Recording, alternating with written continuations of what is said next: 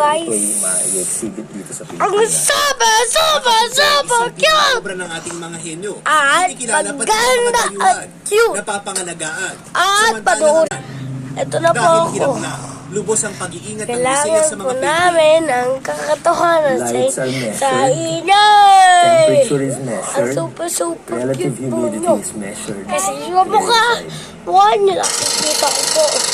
Siyempre, Hindi lang ang mga painting na nagkakaroon ng problema. Maging ang larangan ng pelikula, dumaranas din ng krisis.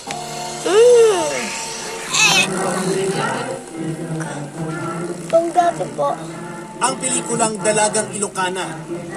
Una itong lumabas sa takilya noong 1956 mula sa Sampaguita Pictures. Ito na ang pinakalumang pelikulang naisalba mula nang umusbong ang pelikula sa Pilipinas. Ayoko na tayo masakit! Marami sa mga klasikong pelikula nawawala na. Marami naman ang inaamag at malapit ang masira.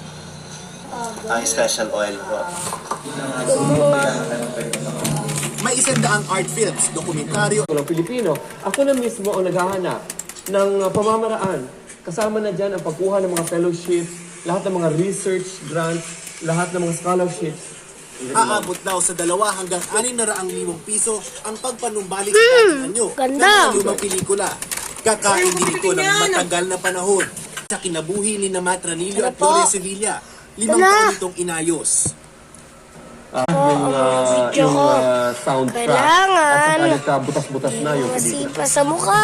Malinaw sa 1987 Constitution, obligasyon ng pamahalaang panatilihin nasa maayos na kondisyon ang ating mga artistiko at historikong sine. Malis. Ay! Tumutulong naman daw sa preserbasyon ng pelikula Wow, ang super cute. ang ahensya ng Super, gobyerno super na